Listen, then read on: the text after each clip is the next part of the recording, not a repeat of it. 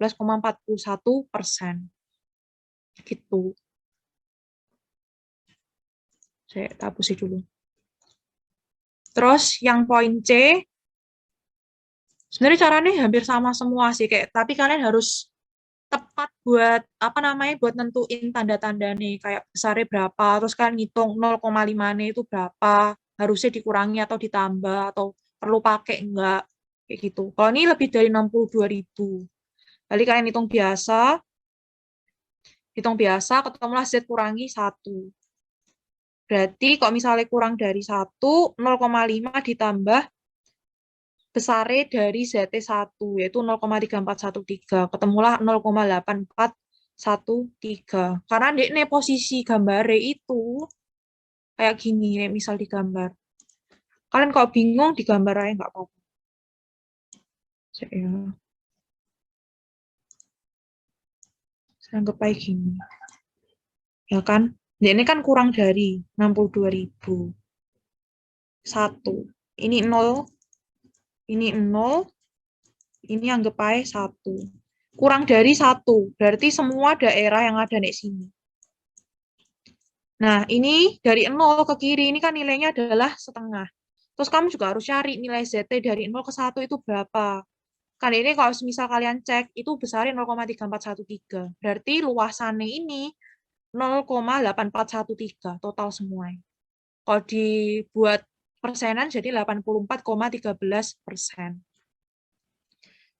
Kalau yang terakhir, saya hapus dulu.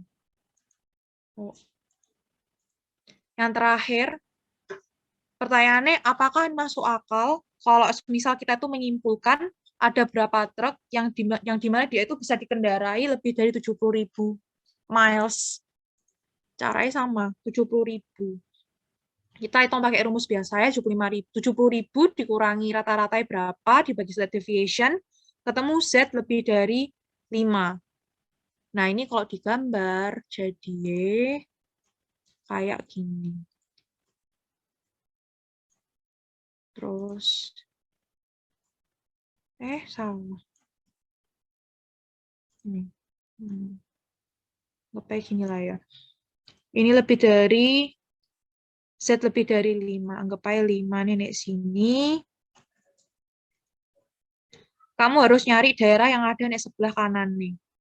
Karena D ini lebih dari 5. Nggak mau ya. Kan harus dari lebih dari 5 kan dari daerah sini. Berarti kalian harus ngitung setengah total dari semuanya dikurangi 5 yang ada di sini. Buat nyari daerah yang kecil ini.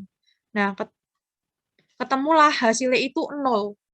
Kalau semisal D ini 0, berarti artinya dia itu nggak mungkin. Berarti truk itu nggak mungkin untuk berjalan atau dikendarai lebih dari 70.000. Jadi kesimpulannya kayak gitu, poin terakhir. Gitu. Ada pertanyaan? Yang nomor 1? Sebelum kita lanjut.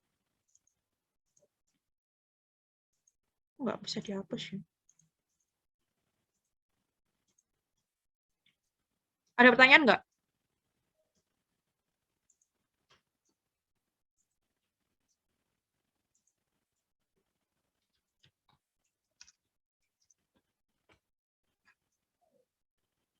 Nggak ada.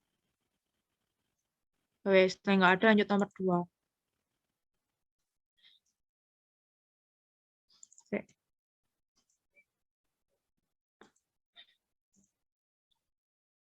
Nomor 2. A recent article in Vitality magazine reported that the mean amount of leisure time per week for American men is 40 hours. You believe this figure is too large and decide to conduct your own test. In a random sample of 60 men, you find that the mean is 37.8 hours of leisure per week and that the standard deviations of the sample is 12.2 hours. Can you conclude that the information in the article is untrue? Use the 0.5 significance level and determine the p-value and explain its meaning. Jadi di sini tulis seperti biasa kayak waktu kerja bisnis med dulu, kayak ketahui apa aja tulis dulu. Berarti kita kan punya ini 40 hours. 40 hours ini adalah rata-rata. Rata-rata dari ya 40 hours ini berarti ada rata-rata dari yang cowok itu. Terus kemudian N-nya adalah 60. Dapat dari sini, 60 men. Kemudian you find that the mean is 37.8 hours. Kita punya lagi angka 37,8 buat rata-rata dari apa namanya sampel. Kalau yang tadi 40 hours ini rata-rata dari populasi. Kalau yang 37,8 dari sampel, lebih kecil gitu. And that the standard deviations of the sample is 12.2 hours. S. Hati-hati beda no S sama bentuk yang kayak keong gitu loh. Apa sih namanya? Yang bentuk kayak gini. Nggak bisa ya. Yang bentuk ya kayak keong lah pokoknya. Jadi kalau misal S itu ini standar ya benar-benar sigma. Jadi kalau yang S itu buat sampel. Tapi kalau yang sigma yang bentuk kayak keong itu buat populasi. Jangan sampai salah masuk no. Karena itu nanti mempengaruhi metode yang harus kalian pakai. Kalian mau pakai Z atau T dilihat dari situ. Di sini kan udah jelas ya, standard deviation of sample berarti ini S 12,2 hours. Nah, sekarang diketahui juga alfanya adalah 0,05. 0,05. Oke, alfanya 0,05. Nah, terus di sini ada juga kata kunci. Nih, too large. Jadi penelitinya itu percaya kalau artikelnya itu terlalu gede angkanya. Jadinya dia nggak percaya, terus akhirnya melakukan riset sendiri. Nah, karena ada kata too large, itu bisa diterjemah ini kurang dari sama dengan. Kurang dari sama dengan. Berarti ini ada nih H1, karena kan nggak ada sama dengan nih. Sedangkan H0 berarti lebih dari sama dengan 40 hours ini. Nah, karena dia bentuknya kayak gini, karena kurang dari, maka dia itu adalah one tail test. Karena kurang dari, maka pakai yang left tail. Terus yang kedua, menentukan level of significance. Level of significance itu kan berarti alfanya 0,05. Terus yang step ketiga di sini kan kita tahu nggak ada data buat standar deviasi populasi. Kita kan dapetnya cuma yang sampel. Jadi mau nggak mau kalian harus pakai yang tes T. Ya, jadi tes T itu nggak ada standar deviasi populasi. Nah, terus ini buat decision rule-nya. Decision rule-nya kalau dia left tailed itu T kurang dari min T alpha, N min 1. Alfanya kita dapat dari 0,05. N-nya itu adalah 60. Dari sini 60 laki-laki dikurangi 1.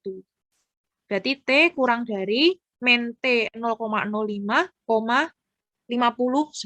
Nah, kalian bisa cek nek di tabel. Atau kalau misalnya kalian kelamaan pakai tabel, kalian bisa search nek Google.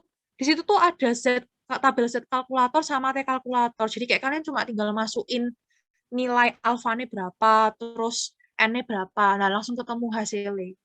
Jadi kalian kayak nggak perlu cari satu-satu, kayak ke kanan, ke kiri, kelamaan. Kalian bisa langsung pakai itu. Tapi hati-hati cocok lagi juga. Takutnya salah gitu loh. Kadang tuh ada yang kayak 0,5 ditambah, dikurang. Nah, itu kayak kalian harus hati-hati itu sih. Tapi biasanya kalau waktunya mepet, aku lebih milih pakai kalkulator. Jadi nggak ngecek-ngecek tabel double-double gitu. Ini kan 0,05 ya. Tune 59. C. 0,05 DV 59. 59 ya mana? Ini. 0,05. Oh ini. 0,05 59. 1,671. Nah, berarti min 1,671. Kemudian step kelima kita harus mencari critical value buat dibandingin, buat ngambil keputusan apakah H0-nya itu ditolak atau enggak. Rumusnya T sama dengan X bar dikurangi mu dibagi S per akar N. X bar kita kan punya 37,8. Di sini. Dikurangi mu. Mu-nya berapa? Mu-nya adalah 40. Dibagi S-nya 12,2, N-nya 60 per akar 60.